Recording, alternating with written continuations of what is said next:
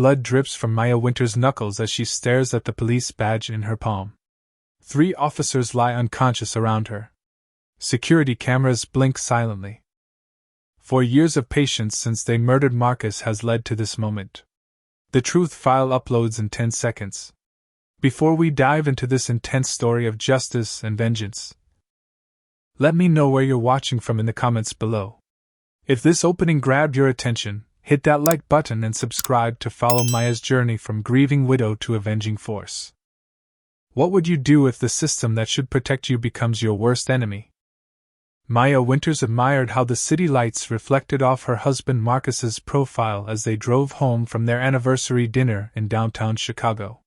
Tonight marked 8 years of marriage. A celebration made sweeter by their recent decision to start trying for children after years of building their careers. Marcus, at 41, had become one of the most respected cardiac surgeons at Northwestern Memorial, while Maya, 39, kept her past in the shadows with a vague explanation of working in international logistics consulting. The truth of her former life remained known only to Marcus. A secret that had allowed them to build what appeared to be a normal, successful life in their upscale neighborhood. Their compatibility ran deeper than anyone could see. Both driven by a desire to help others, though through vastly different means before they met. The evening had been perfect. Filled with intimate conversation about the custom home they were designing and Marcus sharing stories about the young resident he was mentoring, his voice animated with pride. Maya had been more reserved, as always, but tonight she had shared more of her hopes for their future family than she typically allowed herself. The drive home took them through a quiet stretch of road lined with trees, the night peaceful until flashing lights appeared in their rearview mirror.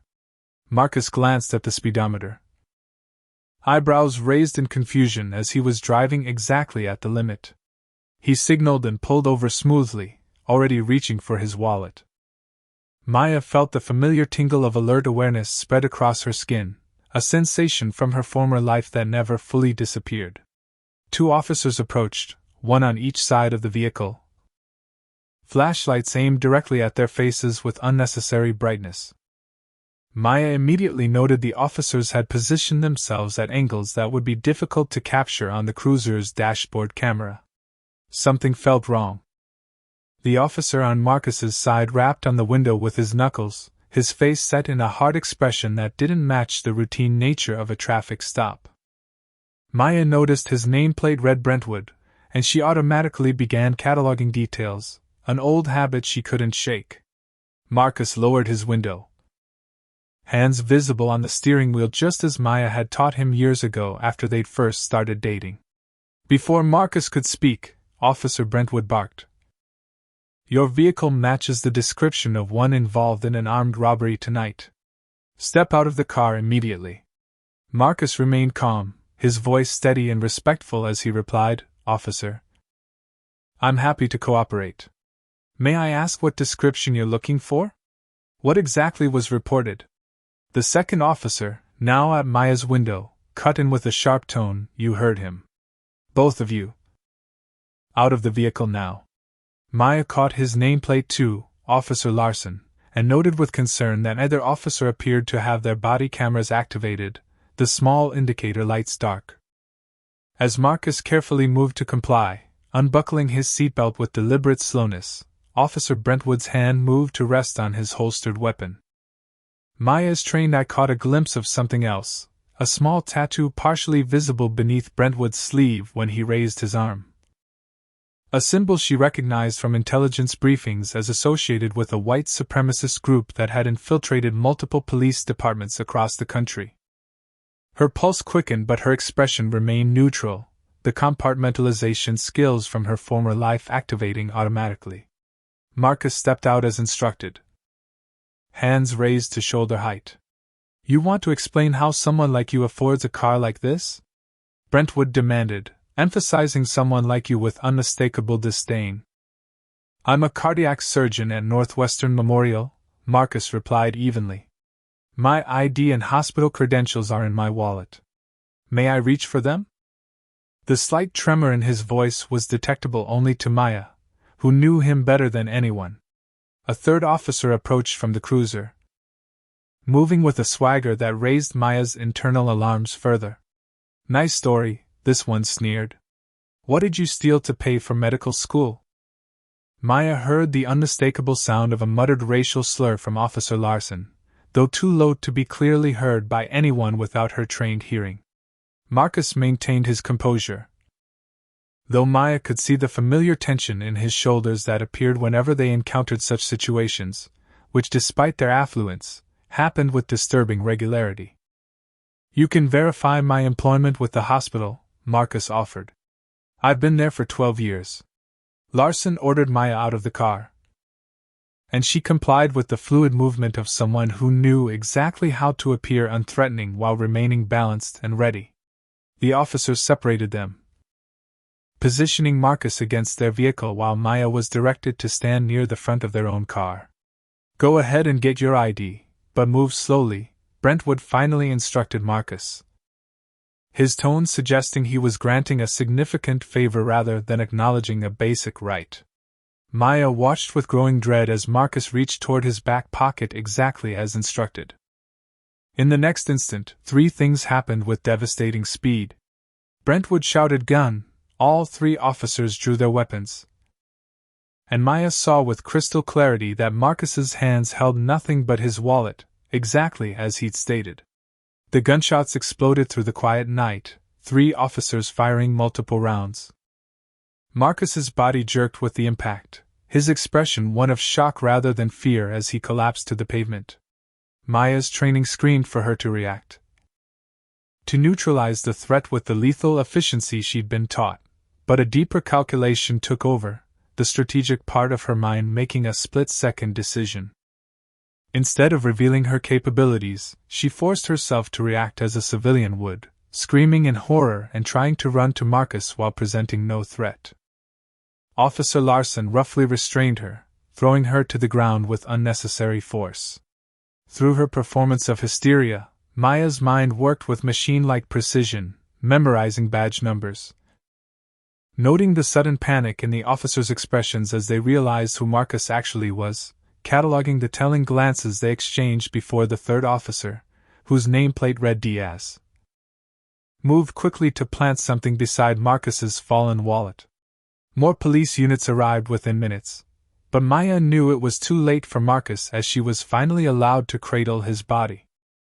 His eyes found hers, a flicker of awareness remaining as his lips formed words only she could hear. "Remember Kandahar," he whispered, their private code phrase for activating emergency protocols they had established years ago, never truly believing they would need them. Maya felt his final breath against her cheek, and something within her shifted fundamentally, a transformation from the woman who had left her violent past behind to something new. A fusion of the deadly operative she had been, and the loving wife she had become. Through her genuine tears, she watched the officers already coordinating their stories, Brentwood gesturing emphatically as he established the narrative that would protect them, while appearing overcome with grief. Maya discreetly activated the recording device embedded in her wedding ring, capturing everything. As she was separated from Marcus's body and led toward an ambulance, Maya began the performance that would define the next chapter of her life, that of a traumatized widow while beneath the surface, the elite operative awakened with a singular mission. Justice for Marcus would come, but not swiftly and not through conventional means. The officers had no idea who they had just created. The memories flooded back as Maya sat in the sterile police station interview room, her exterior projecting appropriate shock and grief while her mind retreated to the classified past she had buried years ago. Before she was Maya Winters, loving wife and logistics consultant. She had been Captain Maya Reed, one of the most lethal and effective operatives in the military's most secretive unit, Ghost 6 Delta Force. Her specialized team handled missions no one else could. From high-value extractions in hostile territory to intelligence operations that changed the course of conflicts without leaving any trace of American involvement. Maya had been recruited at 22 after her exceptional performance in Army intelligence caught the attention of commanders looking for candidates with the perfect blend of physical capabilities, tactical thinking, and psychological resilience. What followed was 5 years of training so intensive and classified that even most high-ranking Pentagon officials weren't aware of the program's existence. She learned not just combat skills, though she mastered those with remarkable proficiency, but the subtle arts of blending into any environment, reading human psychology to predict behavior, and maintaining absolute control over her own physiological responses. The team of 6 operatives, nicknamed the Ghosts, became her family, each bringing specialized skills that complemented the others. Maya's particular genius was in strategy and psychological operations, able to plan multi-layered missions that anticipated adversary reactions 5 steps ahead. Her combat skills were equally impressive, but it was her mind that made her truly exceptional. She had successfully led operations that extracted high-value intelligence assets from the most heavily guarded compounds in Afghanistan, neutralized terrorist cells planning attacks on civilian targets, and gathered intelligence that saved countless lives. The mission that changed everything had occurred 8 years ago in a remote region of Afghanistan, where intelligence indicated a high-ranking terrorist leader was hiding.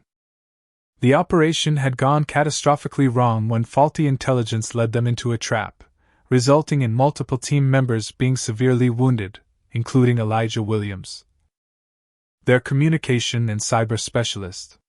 With extraction impossible due to weather conditions and enemy fire, and Elijah bleeding out from a complex arterial wound, Maya had made the desperate decision to seek help at a nearby medical aid station run by Doctors Without Borders. That's where she met Marcus, an American surgeon volunteering during his vacation time. Without questions or hesitation, he performed miraculous surgery on Elijah under impossible conditions, saving his life.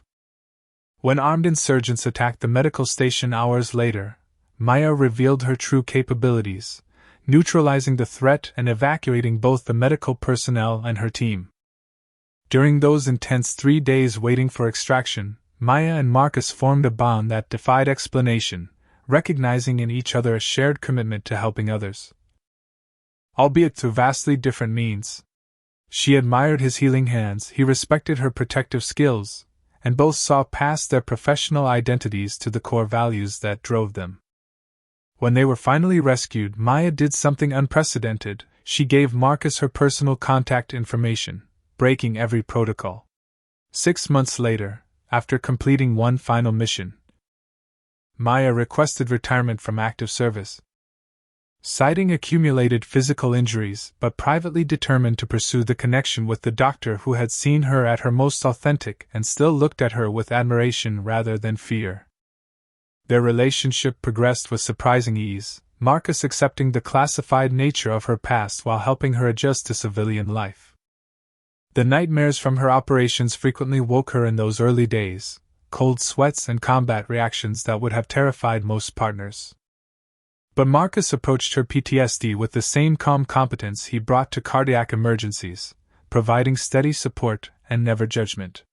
He became her anchor to a new life, one where her hypervigilance could slowly ease, where her exceptional abilities could be channeled into rock climbing and martial arts classes rather than combat operations. They had made a pact early in their relationship, Maya promising to leave violence behind, embracing the peace Marcus offered, while he promised to help her build a life where her past remained safely buried. The only remnant of her former life was the emergency protocols they established together. Contingency plans neither expected to use but that provided Maya with the psychological security she needed to fully embrace civilian life. The sound of the interview room door opening snapped Maya back to the present, where 2 detectives entered with expressions that immediately set off warning signals.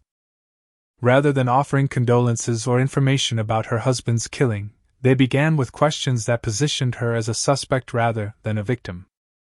"Were you and your husband having any marital problems, Mrs. Winters?"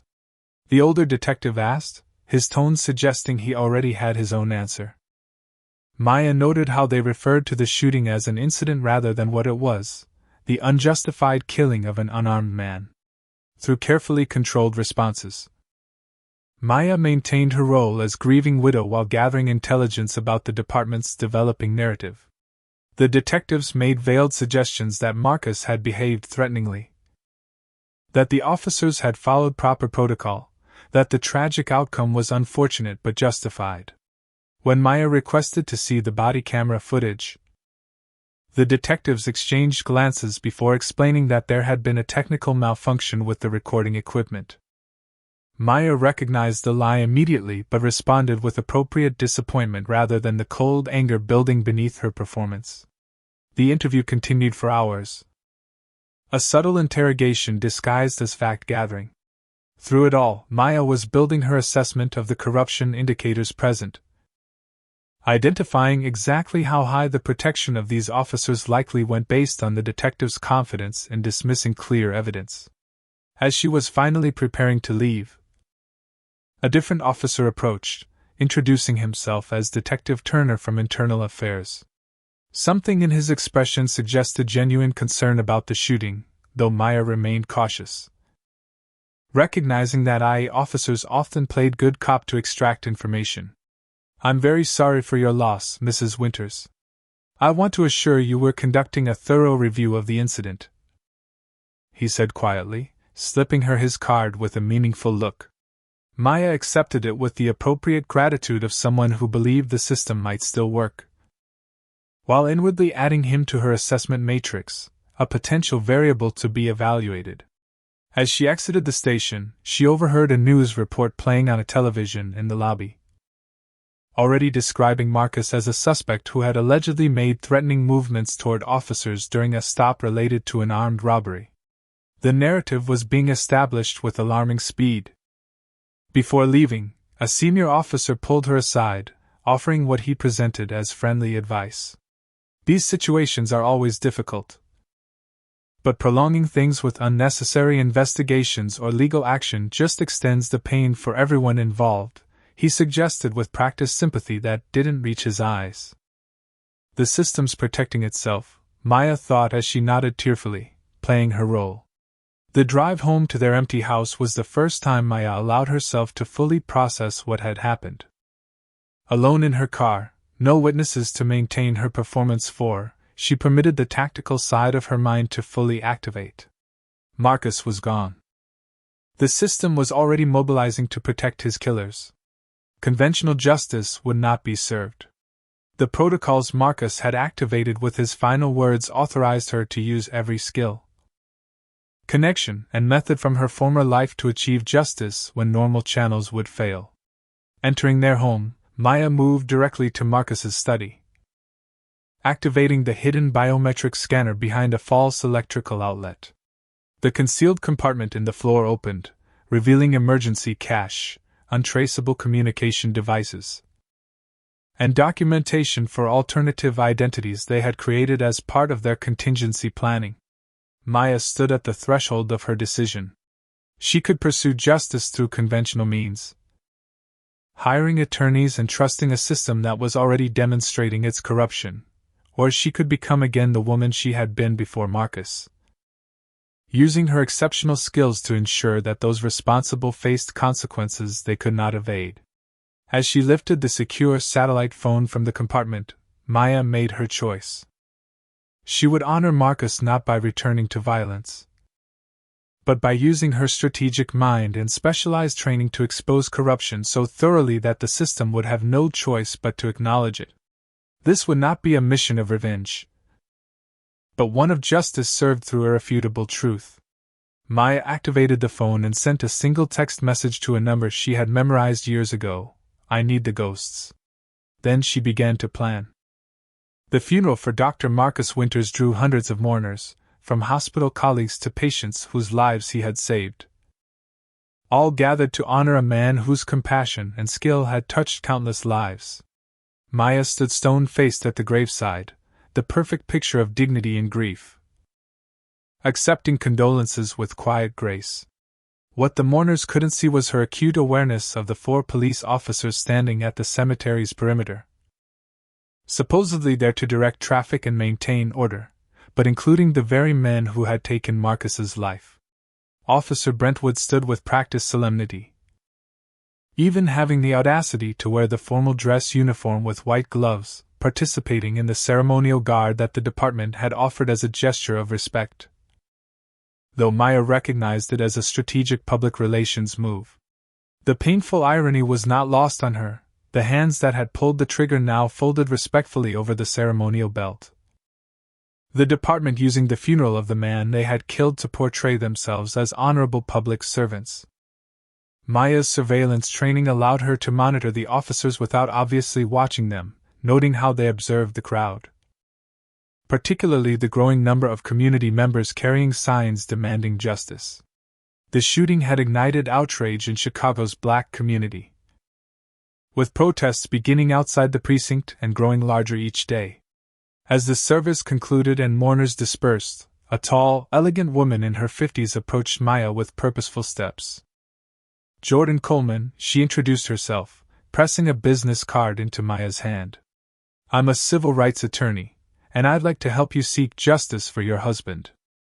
While Maya maintained her grieving widow persona, she quickly assessed Coleman, noting the determination in her eyes and the reputation of her firm, which had successfully challenged police misconduct in several high-profile cases. "I appreciate that, Ms. Coleman, but I'm not ready to make any decisions yet," Maya replied. Though she had already begun gathering the necessary evidence for whatever legal proceedings might eventually occur. The attorney seemed to understand, leaving her card with a gentle promise to be available whenever Maya felt ready. What Coleman couldn't know was that Maya had already initiated her own form of investigation, one that operated outside official channels. The day after the shooting, the police department had launched an aggressive media campaign, portraying the officers involved as decorated veterans who had followed proper procedures when confronted with what they perceived as a threat. The narrative being constructed painted Marcus as suspicious, emphasizing the robbery that had allegedly occurred. Though Maya's research had already confirmed no such robbery had been reported in the area that night. Within 3 days of the shooting, key evidence began disappearing from the official case file. The dispatch recordings documenting the original call had been classified as restricted. The initial statements from 2 witnesses who had driven past the scene were now listed as inadmissible due to viewing conditions. And the dashboard camera footage from the police cruiser was declared corrupted due to technical malfunction.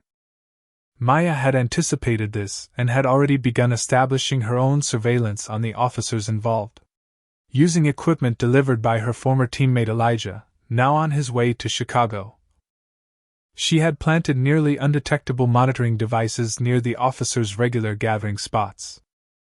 The first intelligence breakthrough came when she captured a conversation between Officer Brentwood and his partners at a bar 3 blocks from the precinct. The recording revealed not just their callous disregard for Marcus's death, but their meeting with a representative from the police union who coached them on exactly what to say in their official statements. The conversation mentioned previous incidents that had been successfully covered up, with references to other officers who had faced similar situations and emerged not just unscathed but often promoted afterward. Most disturbing was the mention of a pattern, with Brentwood referencing other affluent black families who had been targeted for traffic stops in what appeared to be a systematic practice rather than random enforcement.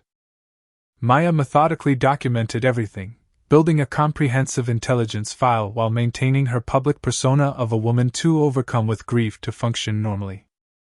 When the internal affairs investigation was suddenly closed without explanation just 8 days after Marcus's death, Maya wasn't surprised. The official statement cited insufficient evidence of procedural violations, despite the obvious inconsistencies in the officers' accounts. The system was protecting its own, exactly as she had predicted. The first direct intimidation came 10 days after the funeral, when Maya returned home to find her house had been broken into. Nothing of obvious value had been taken, but she immediately recognized the subtle signs of a search disguised as a robbery: drawers left slightly open, papers disturbed in too organized a fashion for random thieves. The message left on her kitchen counter made the intention clear: accidents happen when people don't move on. Maya photographed everything before touching the scene, adding it to her growing file. The media coverage had shifted too, with leaked information about Marcus's driving record from 15 years earlier. A single DUI from his residency days that had been resolved through community service, now being presented as evidence of a pattern of reckless behavior. Maya recognized the psychological warfare tactics being employed, the same ones she had once studied and used in her military operations, now being turned against her to isolate, discredit, and intimidate.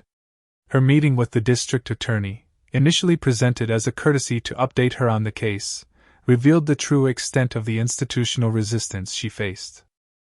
While expressing personal regret over the tragic incident, the DA made it clear between carefully worded statements that pursuing charges against the officers would be extraordinarily difficult.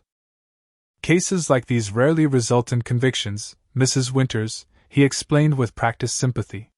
The legal standard for officer-involved shootings is different. You might want to consider whether a lengthy, painful legal process is what your husband would have wanted. The implied suggestion to drop the matter couldn't have been clearer. Maya's research had uncovered previous complaints against Officer Brentwood for excessive force, all of which had been systematically buried or dismissed. The pattern was unmistakable, with black suspects reporting similar treatment, intimidation, and evidence tampering, yet none of these incidents appeared in his official record. The connections Maya was mapping went beyond individual officers to suggest departmental policies that enabled and protected such behavior. The first unexpected ally emerged when retired Sergeant Washington, a 30-year veteran of the department, reached out through Jordan Coleman. He had been watching the case unfold and recognized the familiar signs of a cover-up. "I can't give you anything official," he told Maya during their careful meeting in a public park. "But I can tell you where to look and who to watch." His insights confirmed Maya's suspicions about which officers were involved in the broader corruption and which commanding officers facilitated the protection. While the police chief made public statements supporting the officers while promising transparency, Washington revealed the chief had privately expressed doubts about the shooting but was facing political pressure to maintain the department's position. Maya's documentation of similar incidents across the department was growing into a comprehensive map of systematic abuses, particularly in neighborhoods with affluent black residents. The pattern suggested something beyond individual racism, pointing to a coordinated effort that benefited someone. The question was who, and why these particular neighborhoods were being targeted. As Maya's investigation deepened, she made the decision to contact the first of her former Ghost Team members for assistance. The complexity of what she was uncovering required specialized skills beyond even her considerable abilities. "Do you believe the entire police department is corrupt? Or just certain officers working together? If you witnessed police misconduct, would you report it or stay silent out of fear?" Comment number 1 if you think Maya should trust the system and work within it, or number 2 if you believe she's right to take matters into her own hands. How far would you go to get justice for someone you loved? Should she trust Detective Turner from Internal Affairs, or is he just another part of the corrupt system? Hit that like button if you're invested in Maya's quest for justice. And subscribe to find out what happens when she calls in the first of her Ghost Team members to help expose the truth behind her husband's murder. Maya surveyed the abandoned warehouse that had once belonged to Marcus's family, a property forgotten in a trust but never sold, making it the perfect secure location for her operation. The vast space in Chicago's industrial district offered both privacy and multiple exit routes, essential for what she was planning. She had spent 3 days converting a section of the upper floor into a command center, equipped with surveillance monitors, secure communication systems, and a comprehensive evidence board mapping every connection she had discovered so far. The sound of the side door's security system announcing an entry brought Maya's hand instinctively to the weapon holstered at her lower back, though she already knew who had arrived. Elijah Data Williams, her former team's cyber intelligence specialist, moved with quiet efficiency through the door, carrying 2 large cases of equipment. His lean frame and unassuming appearance belied his extraordinary capabilities, a man who could break into the most secure systems in the world without leaving a trace. "Long time no see, Captain," he said with a sad smile, the old title a reminder of their shared past. "You look good for someone who's supposed to be a broken widow." Maya embraced her old teammate briefly, the years of civilian life falling away as they immediately synchronized into their former professional rhythm. "I wish we were meeting under different circumstances," she replied, leading him to the command center. Elijah whistled low as he surveyed her setup. "You haven't lost your touch," he commented, examining the evidence wall with practiced eyes. Within hours, Elijah had established a sophisticated surveillance and information-gathering system far beyond what Maya had been able to create alone. His specialized equipment could intercept police communications, access traffic cameras, and monitor the digital footprints of their targets without detection. While establishing her base of operations, Maya had carefully maintained her public persona as the grieving widow, making appropriately emotional appearances at community gatherings and memorial events for Marcus. This dual existence allowed her to gather intelligence from sources who would never suspect her capabilities. From sympathetic hospital administrators to community members who had experienced similar police encounters. Elijah's first major breakthrough came when he accessed Officer Brentwood's sealed personnel file, revealing an extensive history of excessive force complaints, particularly against minorities. 17 incidents over 12 years, all systematically buried through a combination of procedural manipulations and intimidation of complainants. More disturbing was the pattern Elijah identified across the department's traffic stop data, showing a statistically impossible concentration of stops involving black drivers in certain affluent neighborhoods, often resulting in searches but rarely in actual arrests. The data painted a picture of systematic harassment rather than legitimate law enforcement.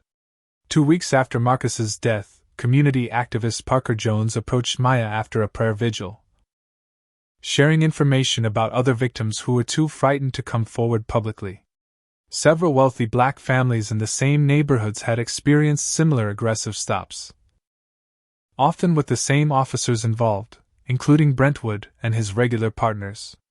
In each case, the victims had been intimidated into silence, or their complaints had disappeared into bureaucratic oblivion. Maya recorded these testimonies carefully, adding them to her growing case file while ensuring the witnesses remained anonymous for their protection. The first sign that someone had identified Maya as more than a grieving widow came when she narrowly escaped what was designed to appear as a random carjacking attempt. Leaving a meeting with Jordan Coleman, Maya had detected the two men approaching her vehicle with the distinctive body language of individuals preparing for an assault rather than an opportunistic crime. Her combat training activated instinctively, allowing her to evade the attempt while maintaining her cover by appearing to be saved by a fortuitous passing police car, which ironically scared off her would-be attackers. This escalation confirmed Maya's assessment that someone recognized the threat she posed, even though she had been meticulously careful about her information gathering. Maya's first direct confrontation with one of the officers involved in Marcus's death occurred at a community forum on police relations, where Officer Reed, Brentwood's partner, was part of the department's outreach effort. Approaching him in her persona as the dignified widow seeking understanding, Maya engaged Reed in conversation while scanning for weaknesses. Unlike Brentwood's cold arrogance, Reed displayed subtle signs of discomfort, his eyes unable to maintain contact when discussing the incident, his hands showing the minute tremors of someone under psychological strain. Maya identified him as the potential weak link in the conspiracy, a man possibly troubled by his participation in both the shooting and its cover-up. Working with Elijah, Maya orchestrated the strategic release of the first piece of evidence from her investigation.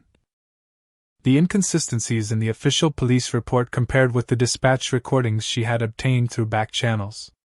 Rather than taking this to the mainstream media, who had largely accepted the department's narrative, Maya selected Sophia Chin, an independent investigative journalist with a reputation for fearless reporting on institutional corruption.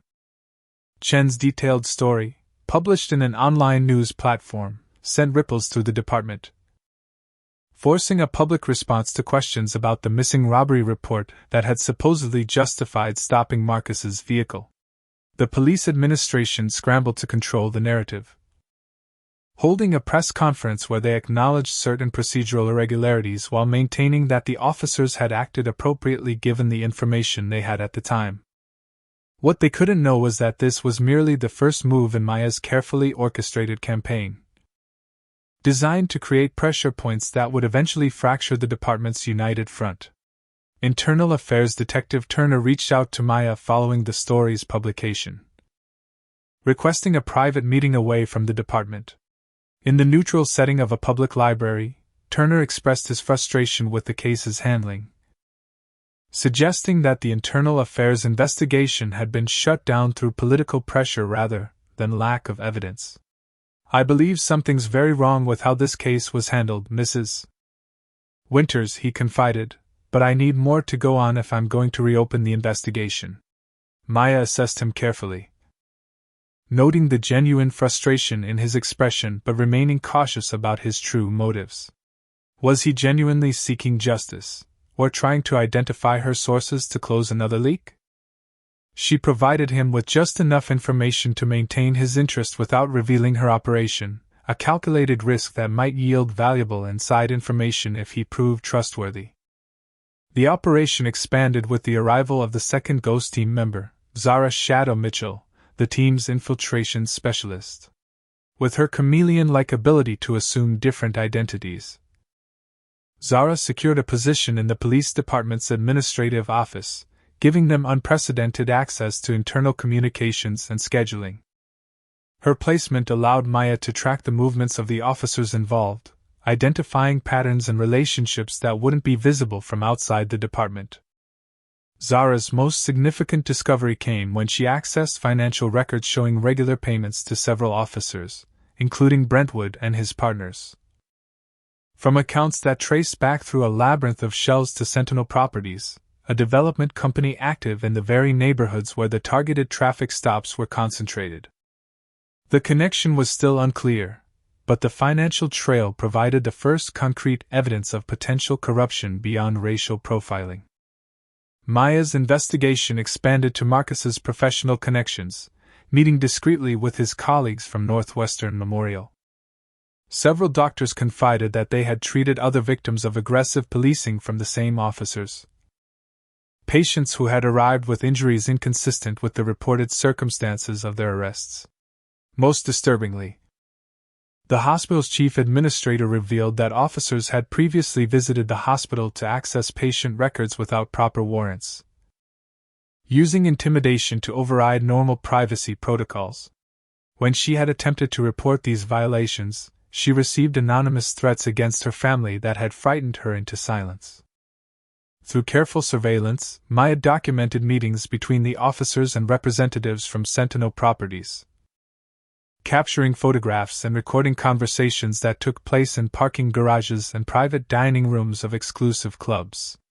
The pieces were beginning to form a coherent picture, suggesting that the targeted harassment of affluent black residents had a specific purpose related to property acquisition in developing neighborhoods.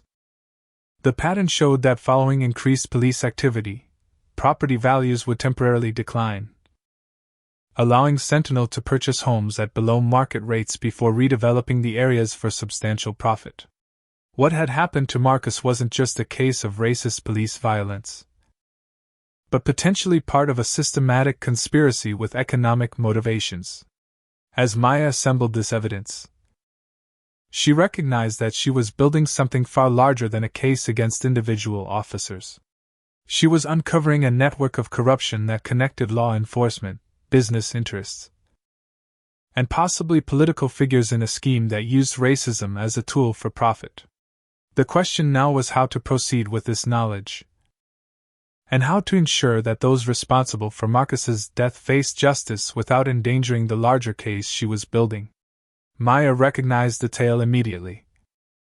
The unmarked sedan maintaining exactly 3 cars behind her as she drove through downtown Chicago, the driver's technique textbook law enforcement surveillance. Internal Affairs had begun monitoring her movements, likely following Detective Turner's meeting with her. Whether Turner had betrayed her or was being watched himself remained unclear. But the escalation signaled that someone in the department considered her a threat worth tracking. Maya employed simple counter-surveillance techniques, making unpredictable turns and briefly stopping at locations that would force her followers to either reveal themselves or lose her. The fact that they chose to maintain their distance rather than risk exposure told her they weren't ready to move against her directly, merely gathering intelligence on her activities. The arrival of the third Ghost team member changed the dynamic of the operation significantly. Victor Arsenal Rodriguez had been the team's tactical and weapons specialist. A former Marine with unparalleled skills in combat operations and security assessment. His muscular frame and watchful eyes brought a physical dimension to their capabilities that Maya had deliberately avoided employing until now. "We're not here for revenge," Maya reminded him as he surveyed the command center with professional appreciation. "This is about justice and exposure, not punishment." Victor nodded his understanding, though the tension in his jaw revealed his personal feelings about Marcus's killers. "I remember meeting him at your wedding," he said quietly. "He was a good man. For all his combat skills." Victor's contribution proved most valuable in securing their operation against increasing police interest. He established a comprehensive security perimeter around their base, complete with early warning systems and multiple evacuation routes. His precautions proved necessary sooner than expected when Maya narrowly avoided capture during an information-gathering operation at City Hall, seeking records of zoning changes in the targeted neighborhoods. Maya had used one of her alternative identities to access the public archives when she spotted two plainclothes officers she recognized from the precinct. The timing suggested a trap rather than coincidence, confirming that someone had identified her as more than a grieving widow. Maya's escape showcased the training that had made her legendary within Ghost 6, using crowd cover, timing, and environmental awareness to evade trained pursuers without revealing her full capabilities. She emerged 3 hours later from a service entrance of a hotel 8 blocks away, having changed her appearance twice and left no trail for her pursuers to follow.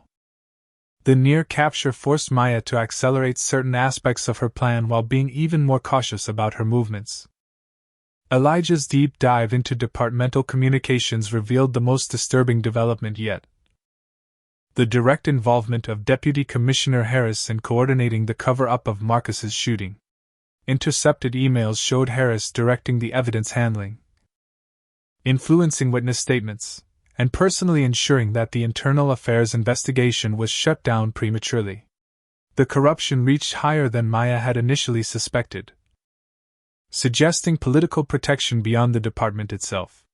The revelation tested Maya's commitment to seeking justice through exposure rather than more direct methods. In the quiet hours of night, alone with her grief and rage, the temptation to use her lethal skills against those who had taken Marcus from her grew nearly overwhelming. She found herself planning tactical approaches to Brentwood's home, calculating sight lines and response times, before catching herself with the memory of Marcus's voice in her mind.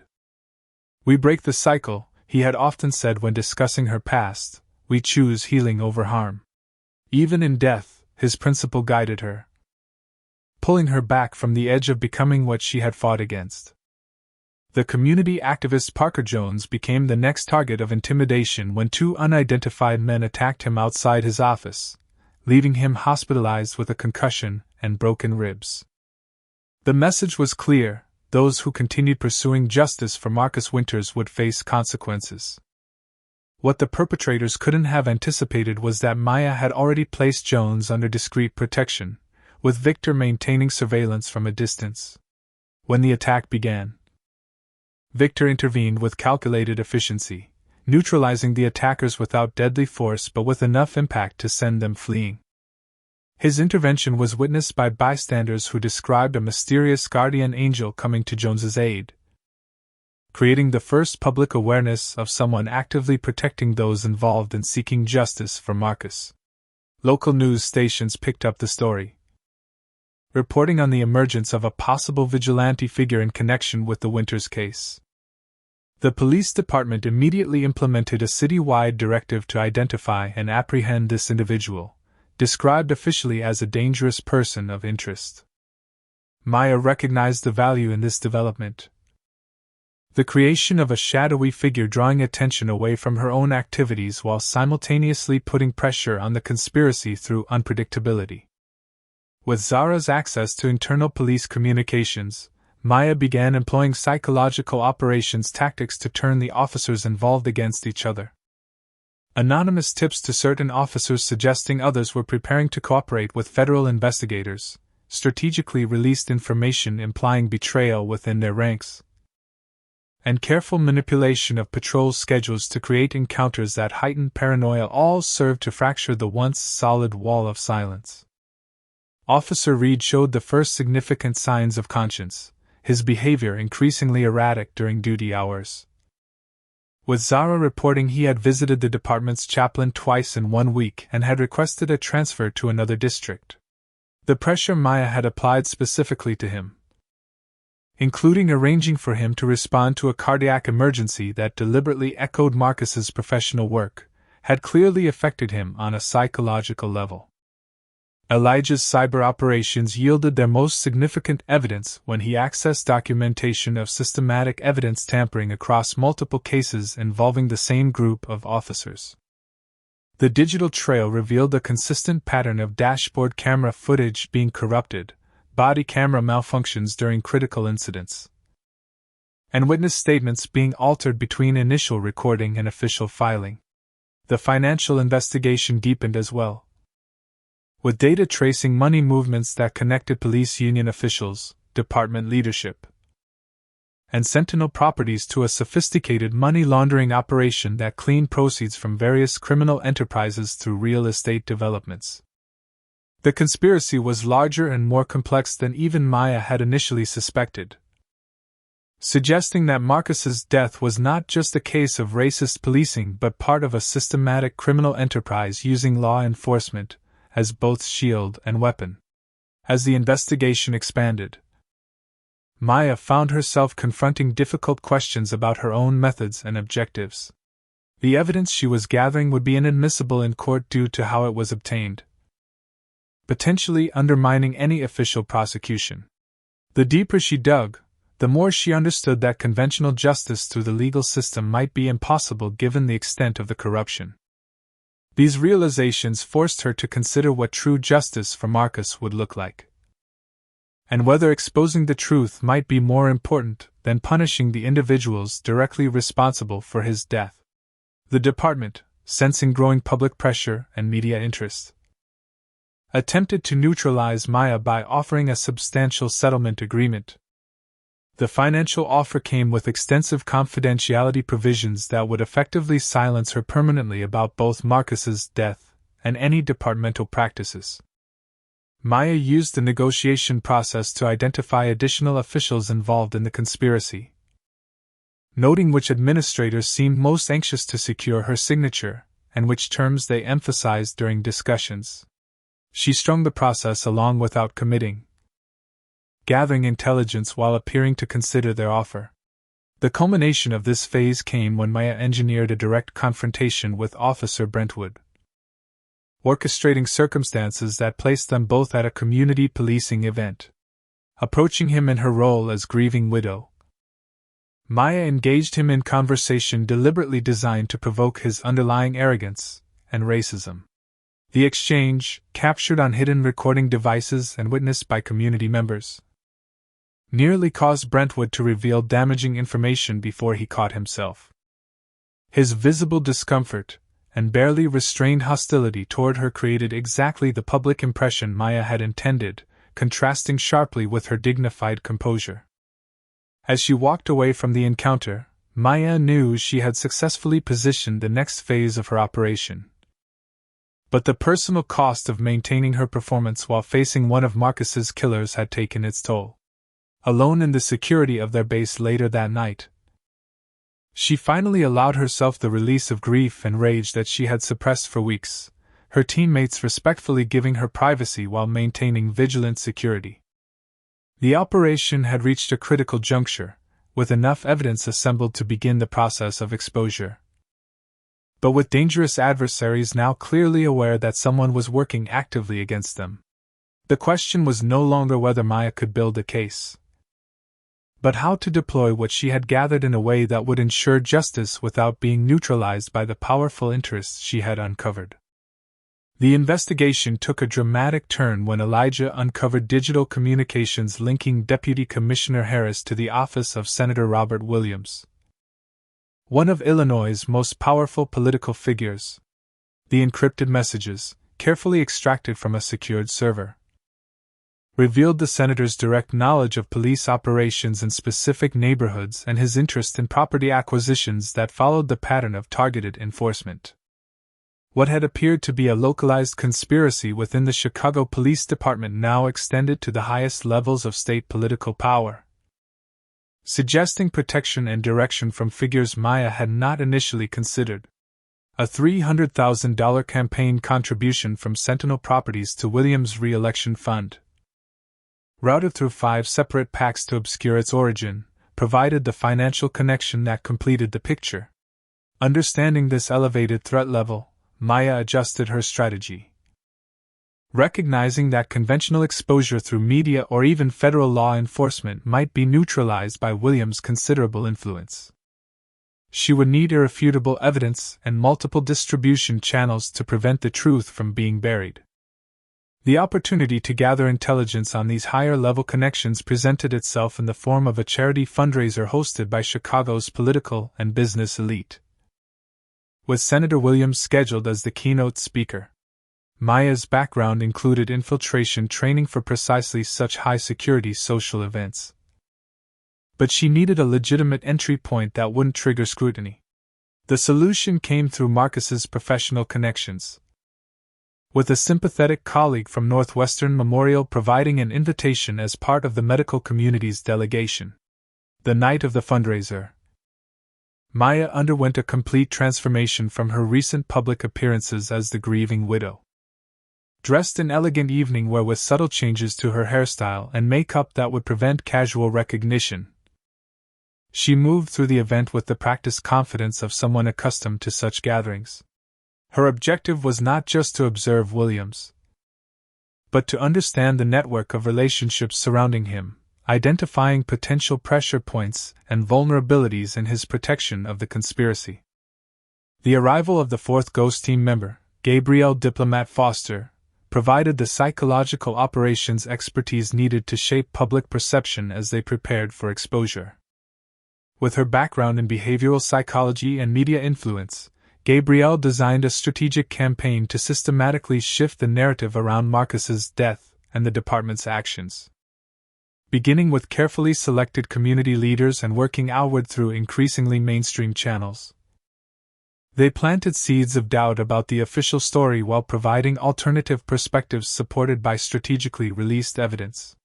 The campaign worked with methodical precision, eroding public confidence in the department's version of events and creating space for new information to be accepted. Maya's carefully cultivated relationship with Detective Turner from Internal Affairs revealed its true nature when Zara discovered his direct reporting line to Senator Williams' office. Far from being a potential ally seeking truth, Turner had been assigned to monitor Maya and identify her sources from the beginning. His expressions of sympathy and offers of help merely tactics to gain her trust. This betrayal confirmed Maya's instinct for caution and validated her limited disclosures to him. But it also represented a lost potential avenue within the department. The next phase of the operation required Maya to approach the gathering of evidence with extreme caution, knowing that Turner and others were actively watching for her movements. Using techniques from her most classified operations, she established a pattern of predictable movements before breaking it at critical moments, creating windows of opportunity for her team to operate unobserved. These tactics allowed her to narrowly escape a sophisticated trap set at what was supposed to be a confidential meeting with a department whistleblower. Recognizing the ambush signs seconds before walking into a situation designed to compromise her, Despite the increasing pressure and surveillance, Police Chief Richardson began showing signs of breaking ranks with the conspiracy. Through careful monitoring of departmental communications, Maya's team detected the chief initiating a quiet internal review of the Winters case, bypassing the usual channels that had previously shut down investigation.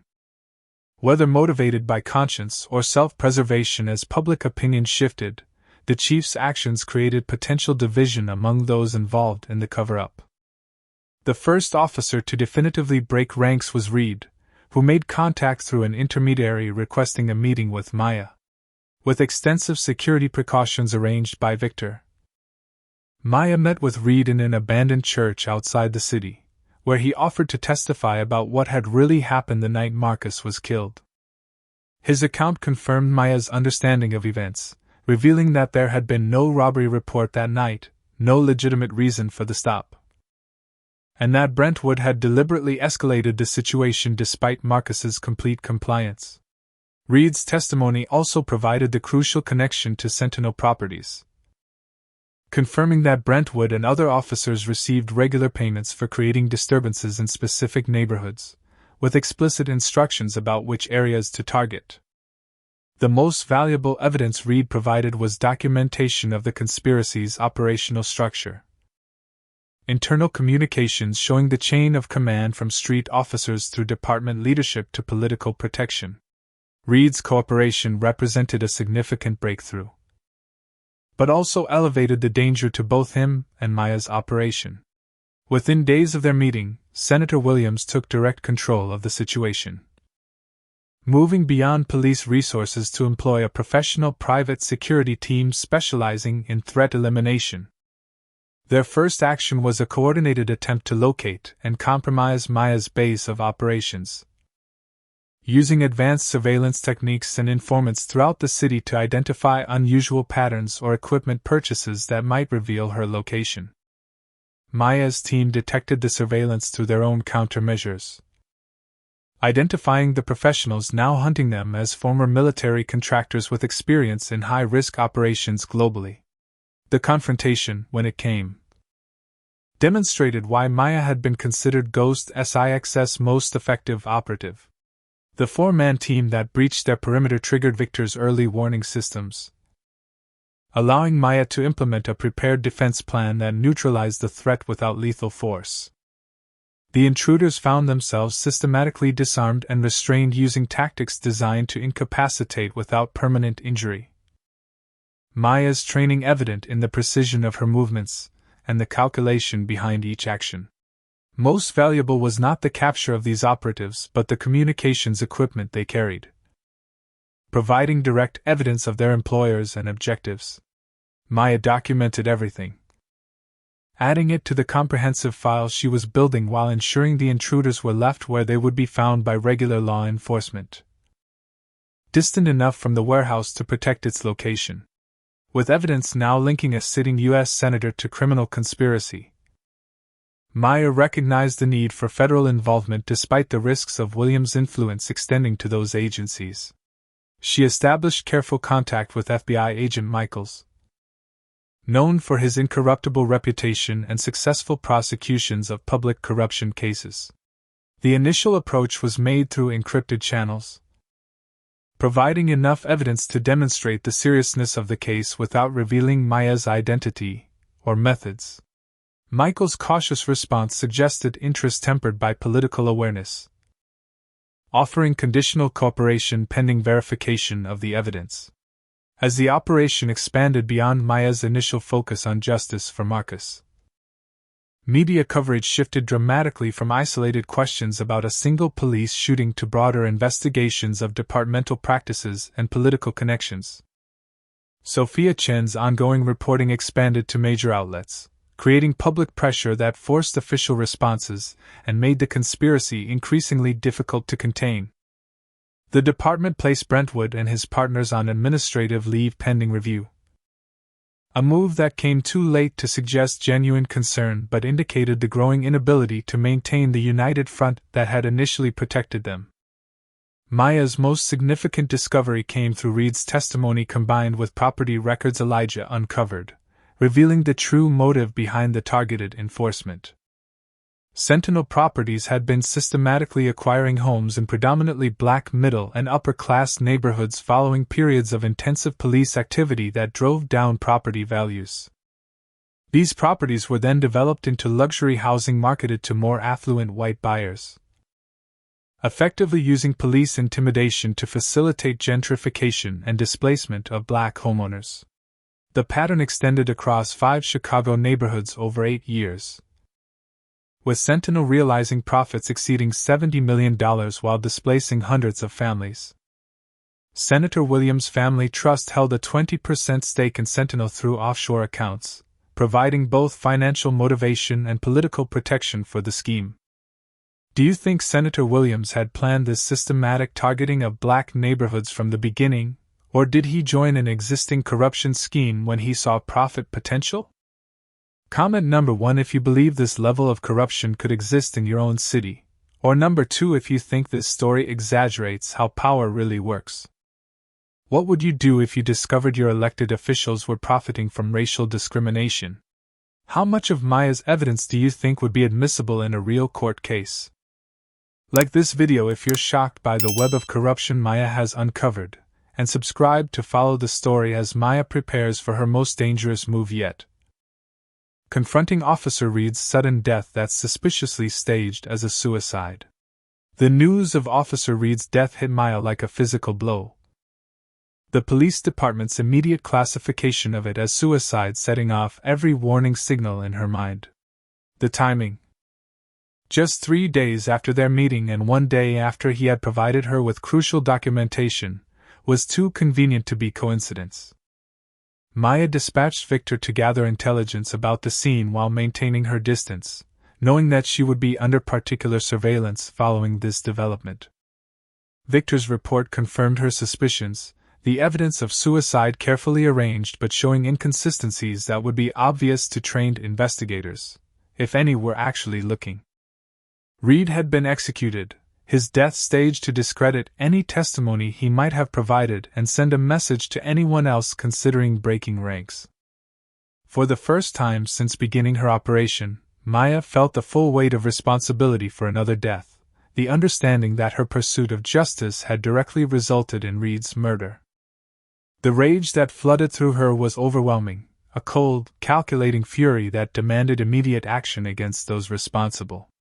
In that moment of darkness, Maya came closest to abandoning her commitment to nonviolent justice, mapping in her mind precisely how she would eliminate Brentwood, Deputy Commissioner Harris, and ultimately Senator Williams himself. Her training had equipped her with the skills to do exactly that, to become the weapon she had once been in service of her country.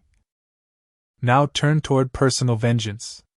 What pulled her back from that edge was not abstract principle but the vivid memory of a conversation with Marcus years earlier, when she had faced a similar moral crisis after learning that a former military target she had helped capture had been executed rather than brought to trial as she'd been promised.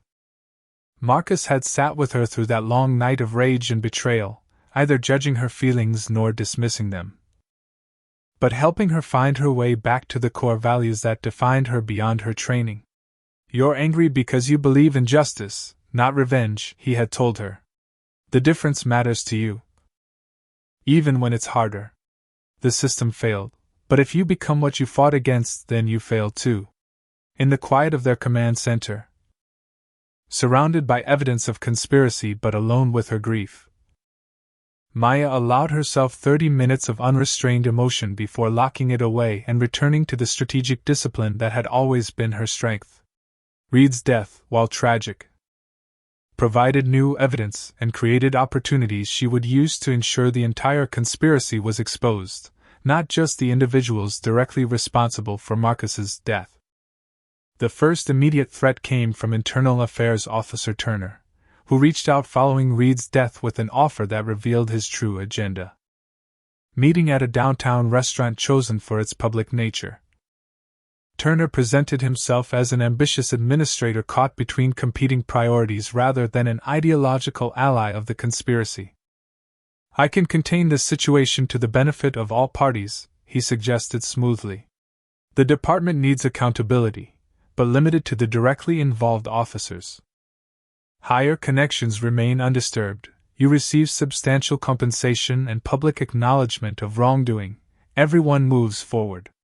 Maya recognized the offer for what it was: damage control rather than justice, an attempt to sacrifice the lowest level participants while protecting the system that enabled them. She appeared to consider the proposal seriously, using the meeting to gather intelligence about Turner's connections and the department's current strategy while having no intention of accepting. The senator's response to the growing threat was swift and comprehensive, ordering the complete elimination of all individuals who might possess incriminating evidence. A paramilitary team was deployed with the objective of locating and destroying Maya's operations center and anyone connected to her investigation. The attack, when it came, demonstrated both the resources aligned against her and the exceptional capabilities of the Ghost team when operating together. Maya had anticipated such a move and prepared accordingly, with surveillance detecting the approaching team well before they reached the warehouse. Rather than fleeing, she implemented a tactical defense plan that utilized the team's combined skills to neutralize the threat without lethal force. The engagement showcased why Ghost 6 had been considered the military's most effective special operations unit, with Maya coordinating a response that systematically disabled the 12-man assault team through a combination of environmental manipulation, non-lethal weaponry, and superior tactical positioning. Most valuable was not the defeat of the attackers but the intelligence gathered from their communications and equipment, providing direct evidence linking them to Senator Williams through his head of security. The captured communications included specific orders regarding elimination of targets and destruction of evidence, constituting irrefutable proof of criminal conspiracy at the highest level. Following this direct escalation, Police Chief Richardson made the decision to secretly meet with Maya, arranging contact through a trusted intermediary. Their meeting in the deserted construction site of a future hospital wing revealed a man caught between institutional loyalty and personal integrity, increasingly unable to reconcile the two. "The conspiracy goes deeper than you know," he admitted, looking older and more tired than his public appearances suggested. "They've threatened my family directly. My granddaughter's preschool received a visit from men asking about her schedule, her routes home. The message couldn't have been clearer. Despite these threats, the chief provided Maya with internal documentation showing the deliberate obstruction of investigations into multiple officer-involved shootings, including specific directives from Deputy Commissioner Harris regarding evidence handling in Marcus's case.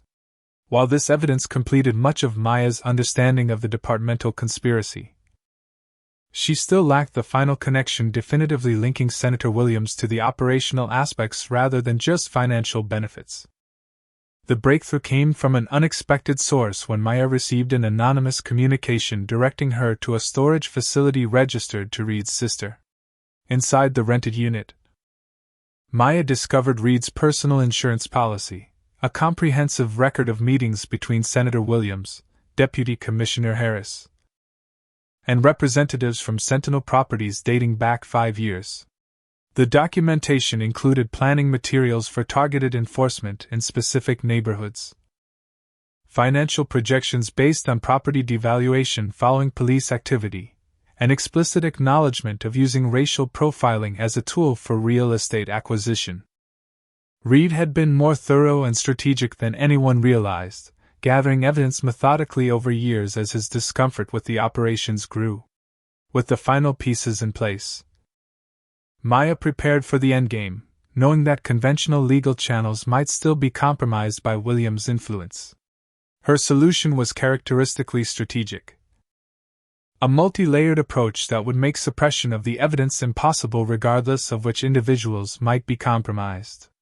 To execute this plan, Maya needed access to Senator Williams' private office and secure server, requiring an infiltration operation into his Chicago headquarters.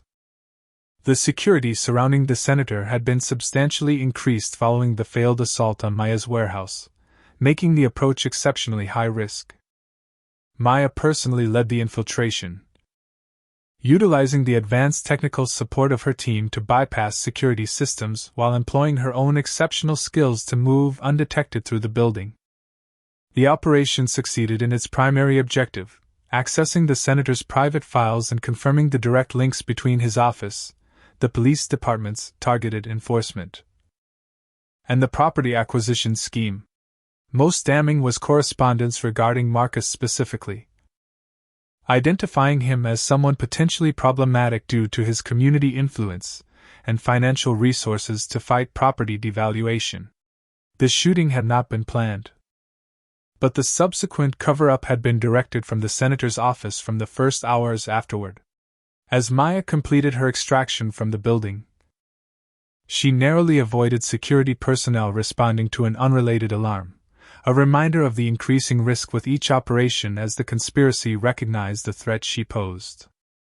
With all necessary evidence secured, Maya initiated the final phase of her plan, a comprehensive strategy designed to ensure exposure from multiple directions simultaneously, preventing any single point of failure or suppression. The endgame had begun, and justice for Marcus was finally within reach. Maya stood in the command center surrounded by her team. The evidence collected over months organized into comprehensive files targeted for specific recipients. The culmination of her investigation had produced not just the truth about Marcus's death, but documented a criminal conspiracy extending through the Chicago Police Department to the highest levels of state politics. The distribution plan she had designed was multi-layered and redundant, ensuring that suppression through any single channel would be impossible. At precisely 9 o'clock on a Monday morning, simultaneous information releases were initiated across multiple platforms. Sophia Chin received the complete investigation file regarding police department corruption, including Reed's testimony and internal communications documenting the systematic cover-up. Major national news organizations each received specific components of the broader conspiracy, from the financial connections between Sentinel Properties and targeted enforcement to the political protection provided by Senator Williams' office. Independent journalists, legal advocacy organizations, and community groups all received tailored evidence packages addressing specific aspects of the conspiracy that aligned with their areas of focus. Most critically, federal law enforcement agencies including the FBI, Department of Justice Civil Rights Division, and financial crimes units received comprehensive evidence of criminal violations under their respective jurisdictions. As the information cascade began, Maya's team monitored the reaction across official channels and social media, watching as the carefully orchestrated disclosure created a momentum that would be impossible to contain. The police department's first response was defensive denial. A hastily organized press conference where Deputy Commissioner Harris attempted to dismiss the allegations as fabrications by disgruntled individuals. The prepared statement collapsed midway when reporters began asking specific questions about documents they had just received, details too precise to deflect with generalities.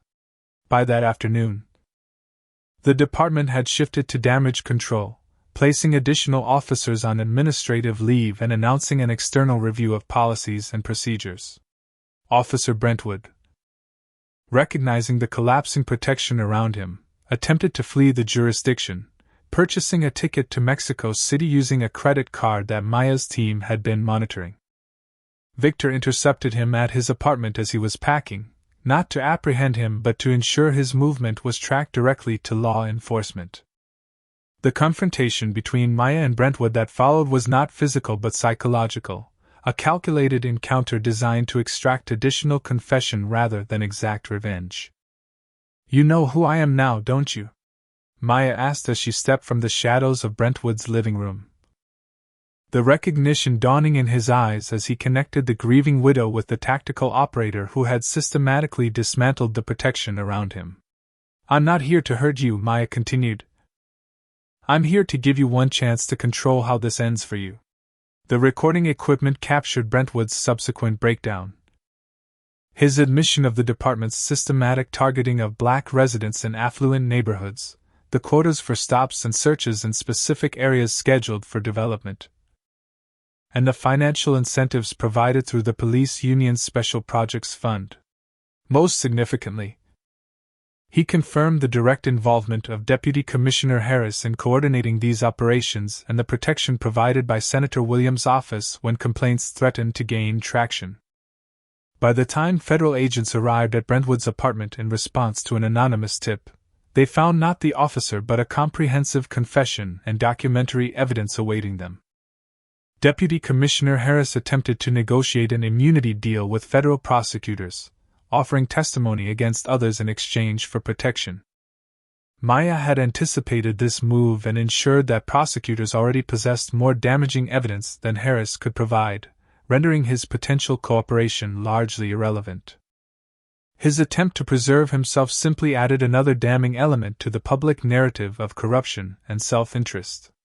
Senator Williams called an emergency meeting of his key staff and allies, including representatives from Sentinel Properties and the police union's leadership.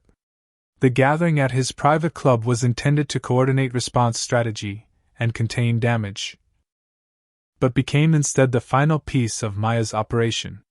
Having infiltrated the meeting through careful preparation, Maya revealed her presence at the critical moment, identifying herself not just as Marcus Winter's widow but as former Captain Maya Reed of Ghost 6 Delta Force.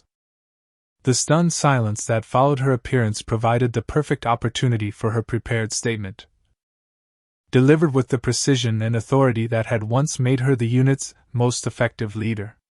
"I am not here for revenge," she told them, her voice carrying through the room with absolute clarity. "I am here for accountability. Every person in this room has been under surveillance for months. Your communications, your meetings, your attempts to cover up not just my husband's murder but the systematic targeting of black citizens for financial gain, all of it is now in the hands of federal authorities and the media." She activated the small device in her hand, displaying the live feed being broadcast from her team's secure server. "Your conversation in this room is being recorded and transmitted to multiple secure locations. Whatever you say next becomes part of the official record." The panic that ensued produced exactly the additional confessions and accusations Maya had anticipated, with participants quickly turning on each other in attempts to mitigate their own culpability. Senator Williams' attempt to assert control through threats only worsened the situation, his explicit references to previous problems that had been handled adding to the incriminating record. Maya departed as federal agents approached the building, her final operation complete. The comprehensive evidence provided to the FBI had been impossible to ignore despite political considerations. The documentation so thorough and the crimes so explicit that action became the only viable option. The arrests began that evening. Coordinated operations across Chicago taking into custody police officers, department administrators, property developers, and ultimately Senator Williams himself. The charges ranged from civil rights violations and obstruction of justice to racketeering, conspiracy, and in the case of Reed's death, murder for hire. Maya's final leverage was applied not through violence but information, ensuring that charging decisions reflected the full scope of the conspiracy rather than isolating it to a few sacrificial participants. When Turner attempted a last-minute double-cross, approaching Maya with both threat and bribe to exclude certain evidence from prosecution, he discovered that she had anticipated this betrayal as well. The recording of their conversation was already in prosecutor's hands before he returned to his office, adding witness tampering to the charges against him. The national media coverage transformed what might have been a local police misconduct story into a landmark case highlighting systematic corruption, racial targeting for financial gain, and the abuse of political power to protect criminal conspiracy. The Chicago Police Department faced not just personnel changes but fundamental structural reform, with federal oversight mandated and comprehensive policy revisions required. As the cases moved toward trial, Maya finally came face to face with all three officers directly involved in Marcus's death. Now in custody and facing decades in prison, they appeared diminished from the arrogant figures who had acted with such impunity on that night 4 years earlier. Maya had visualized this moment countless times during her operation. imagining what she would feel when confronting the men who had taken Marcus from her. The reality was both simpler and more complex than she had anticipated. Not the cathartic release of rage she had once craved, but a quiet certainty that justice, however imperfect, was finally being served. In that moment of confrontation, Maya made her final choice between justice and revenge, between honoring Marcus's principles and satisfying her own need for closure. The path she chose reflected not weakness but the strength Marcus had always seen in her. The capacity to hold to her values even when vengeance would have been easier and perhaps more immediately satisfying. Walking away from that confrontation, Maya felt Marcus's presence more strongly than at any time since his death. Not as grief but as affirmation that she had completed the mission they had begun together years ago, when she chose to leave violence behind. The federal courthouse in Chicago was filled beyond capacity on the first day of trial proceedings against the 27 defendants charged in what the media had dubbed the Sentinel Conspiracy. Maya sat in the front row, her posture straight and her expression composed as the prosecution presented its opening statement detailing the systematic targeting of black homeowners, the financial scheme to devalue and acquire their properties, and the corruption that had protected these operations for nearly a decade. The evidence Maya had gathered formed the backbone of the government's case, so meticulously documented and corroborated that defense attorneys had already approached prosecutors seeking plea agreements for many defendants. Officer Brentwood's attempt to claim coercion and departmental pressure collapsed under cross-examination when prosecutors presented his financial records showing payments coinciding precisely with increased enforcement actions in targeted neighborhoods. His subsequent testimony, offered in a desperate attempt to reduce his own sentence, provided additional confirmation of the conspiracy's operations and leadership. Senator Williams faced not only criminal charges but the complete destruction of his political career. His influence insufficient to withstand the weight of evidence against him. His defense strategies shifted repeatedly, from claiming ignorance of his staff's actions to suggesting he had been manipulated by property developers, each position undermined by the documentation Maya had secured from his own office. When Maya herself took the stand, she presented carefully selected portions of her military background to establish her credibility, while focusing primarily on the events of Marcus's shooting and her subsequent investigation. Her testimony, delivered with precision and unshakable composure even under aggressive cross-examination, provided the human connection to what might otherwise have been viewed as abstract corruption. She spoke not just of Marcus's death but of the other families affected by the conspiracy, the homeowners intimidated into selling properties at losses, the community members fearful in neighborhoods where police had become predators rather than protectors. Most powerful was her explanation of why she had pursued the investigation despite obvious personal risk. Marcus believed in healing systems, not destroying them, she testified.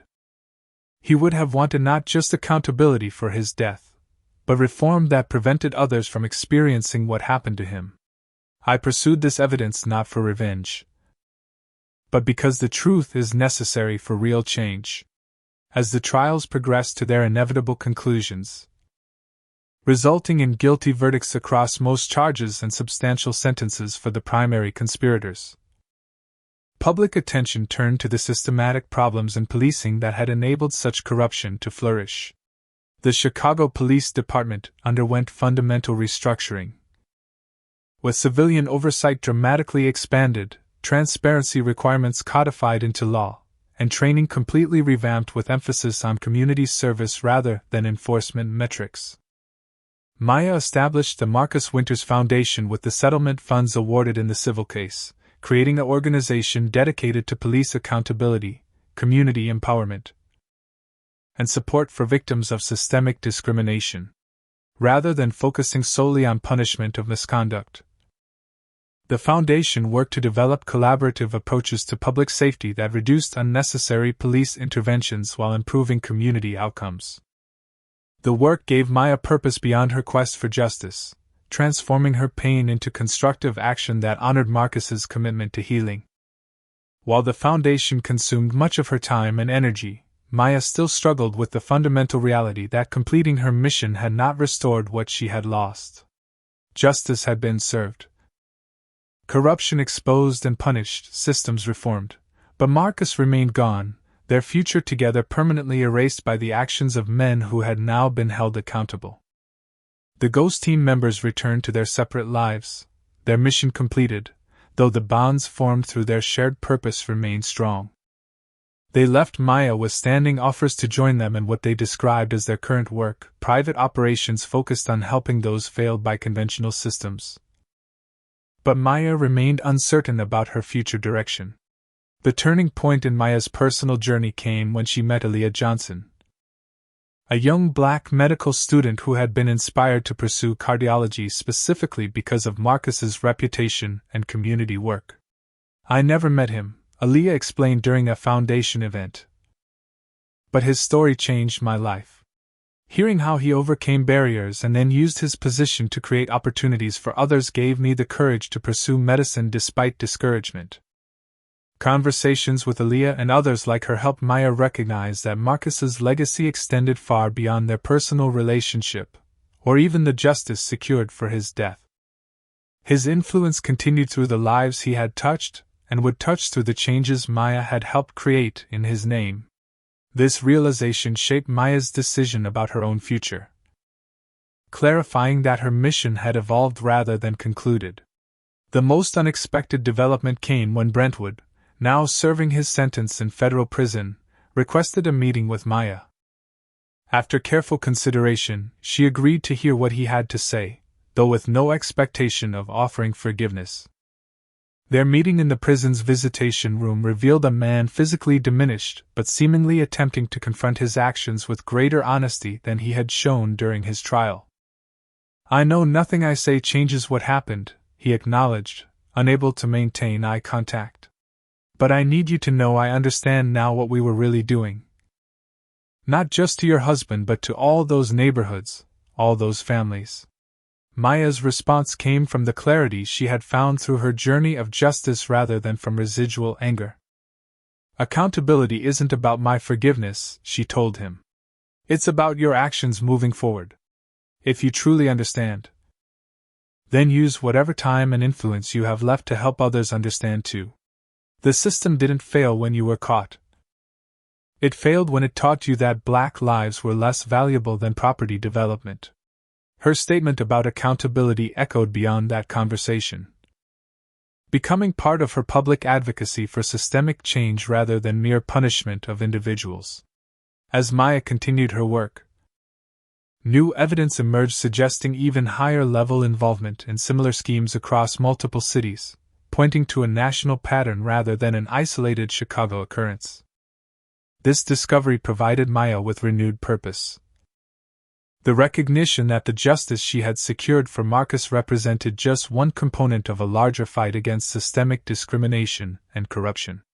The Justice Department, impressed by both the evidence Maya had provided and her methodical approach to gathering it, approached her about leading a specialized task force investigating police corruption nationwide. The offer represented an opportunity to transform her personal mission into institutional change, utilizing her unique combination of military training, investigative skills, and moral clarity to address problems at a structural level. Maya's decision to accept this role completed her transformation from grieving widow seeking justice to systemic reformer creating lasting change. The task force she assembled included former honest officers from the Chicago Police Department who had been marginalized for resisting corruption. Combining insider knowledge with external perspective, their approach emphasized rehabilitation of departments rather than simply punishment of misconduct, creating incentives for internal reform while maintaining accountability for criminal actions. 4 years to the day after Marcus's death, Maya stood at his grave with a clarity she had not possessed since that terrible night. The badge she had taken from Brentwood during their final confrontation, once a symbol of the justice she sought, now represented something different, the transformation of pain into purpose and personal loss into communal gain. The truth file that had been uploaded in that moment of reckoning had expanded far beyond the evidence against Marcus's killers to illuminate structural problems and create pathways to genuine reform. For the first time since losing him, Maya felt certain that Marcus would recognize and approve of the woman she had become. Neither the weapon of her military past nor the civilian she had briefly been, but something new forged through both love and loss. A force for justice that operated through truth rather than violence. The blood that had dripped from her knuckles that night had not been vengeance but determination.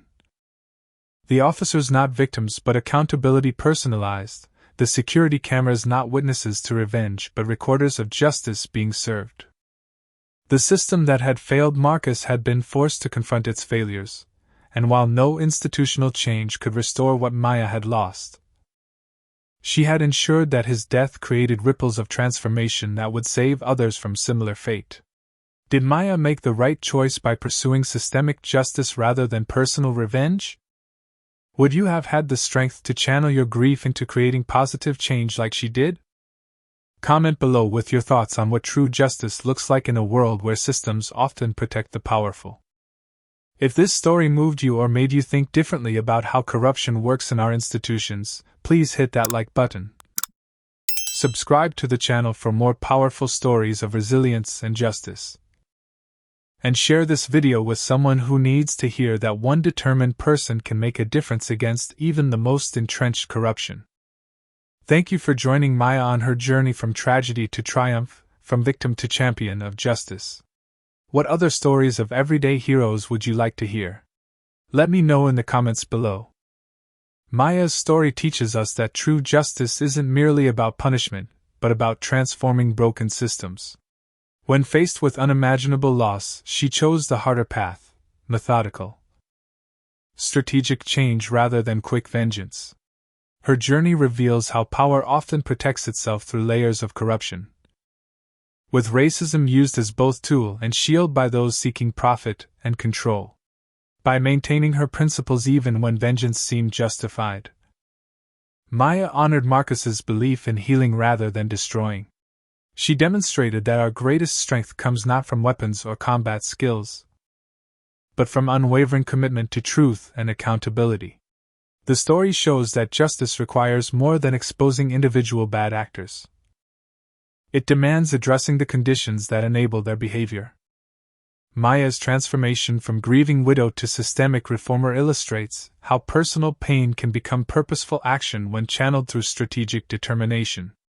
Most importantly, she proved that one person with clarity of purpose can unravel even the most entrenched corruption. By choosing to build rather than break, to expose rather than execute, Maya created lasting change that honored her husband's legacy while protecting countless others from similar fates. Her journey reminds us that healing requires truth, accountability, and reformation, not just retribution. Have you ever witnessed injustice and felt powerless to change it? What would you do if faced with a corrupt system that seemed untouchable? Maya found strength in strategy and truth rather than violence. Where do you find yours? I'd love to hear your thoughts in the comments below about what true justice means to you and how we can transform broken systems in our own communities. If Maya's journey from grief to purpose inspired you, please hit that like button to help others find this story. Subscribe to join our community of people who believe in the power of transformation and justice. And if you know someone struggling to find meaning after loss or fighting against seemingly impossible odds, share this video with them as a reminder that persistence and principle can overcome even the most entrenched corruption. Thank you for walking alongside Maya through her darkest moments to her ultimate triumph. May we all find the courage to transform our pain into purpose and stand firmly for truth, even when it would be easier to look away.